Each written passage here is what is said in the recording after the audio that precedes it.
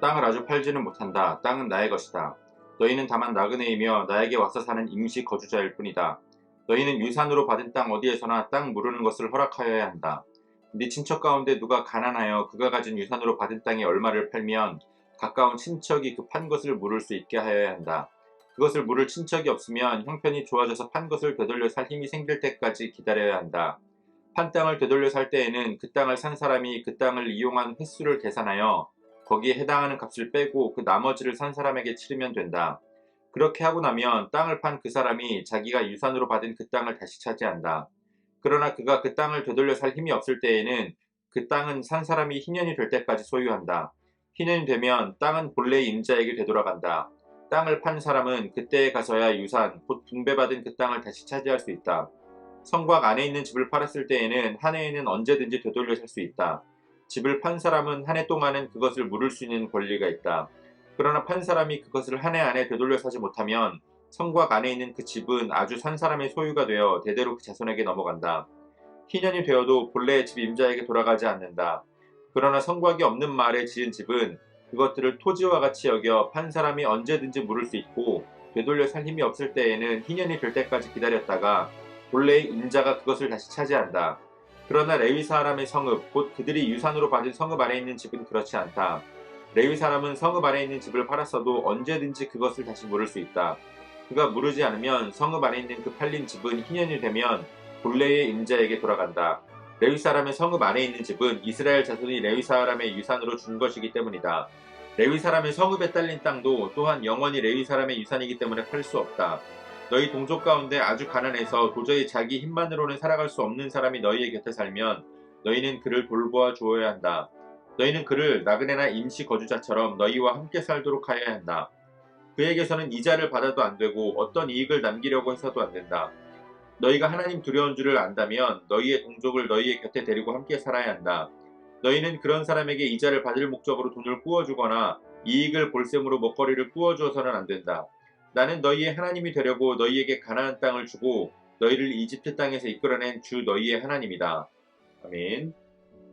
8월 15일 월요일 오늘의 매일 성경 본문 말씀은 레위기 25장 23절로 38절까지의 말씀입니다. 어제 본문에서 하나님께서는 안식년과 희년의 규례를 주셨는데요. 오늘 본문에서 하나님은 땅에 대한 규례, 특별히 땅을 사고 팔 때 또 집을 사고 팔 때의 규례를 주십니다. 오늘 본문의 주제를 먼저 한마디로 간략하게 요약하자면 땅은 하나님의 것이니 그것으로 이익을 보려고 하지 말고 가난한 이웃을 돌보라 라고 정리할 수 있습니다.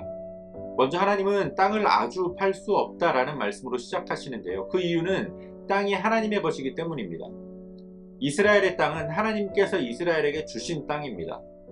이스라엘이 12정탐꾼을 가나안 땅에 보냈을 때에 그 중에 10명이 이야기했던 것처럼 그들의 힘으로는 도저히 가나안 땅을 정복할 수 없는 상태였습니다. 그러나 여호수아와 갈렙이 여호와를 바라봤던 것처럼 하나님께서 그들에게 가나안 땅을 주신 것입니다. 그렇기 때문에 이스라엘이 가나안 땅을 받고 그 땅에 거주하게 되더라도 그들은 여전히 나그네에 불과하며 오늘 세번역 성경의 표현대로 하면 임시 거주자입니다. 하나님은 창조주로서 피조세계의 땅에 대한 소유권을 말씀하시면서 이스라엘 백성 가운데 땅을 사고 파는 일에 대한 법을 주시는 겁니다. 크게는 성 밖에 있는 땅과 성 안에 있는 집, 또 레위인의 집, 레위인의 성읍의 땅을 사고 팔 때의 법을 주고 계십니다.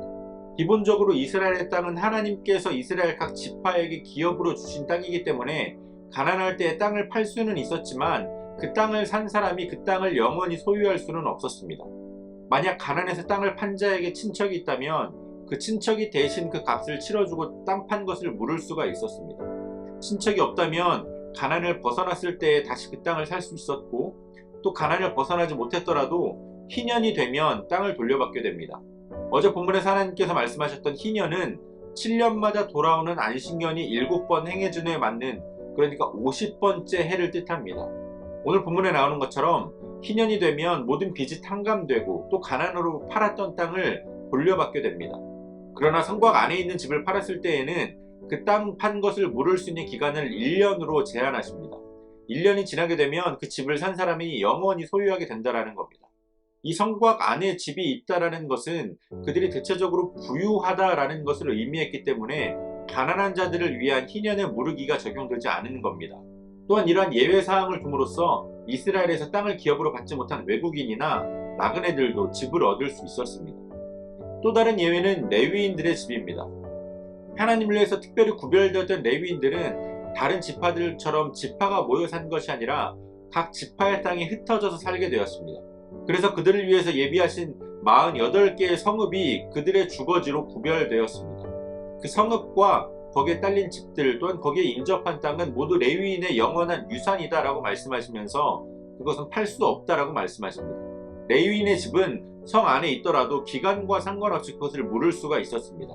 하나님은 땅을 사고 파는 일에 대한 규례를 주시면서 또한 가난한 이웃의 구제에 대해서 말씀하십니다. 가난한 동족이 그들의 주변에 있다면 그들을 함께 데리고 살아야 하고 또 그들을 돕는 것으로 인해서 이자를 받거나 이익을 남기려고 해서는 안 됩니다. 이것은 단순한 권면이 아니라 너희가 나를 경외한다면, 너희가 나를 두려워한다면 그렇게 해야 한다 라고 아주 확실한 의무를 부여해 주십니다. 사실 이스라엘의 이 희년이라고 하는 이 제도는 참 특별한 제도입니다. 하나님의 하나님됨을 온전히 인정하고 하나님의 주권을 온전하게 받아들이지 못하면 결코 실행할 수 없는 그러한 제도입니다.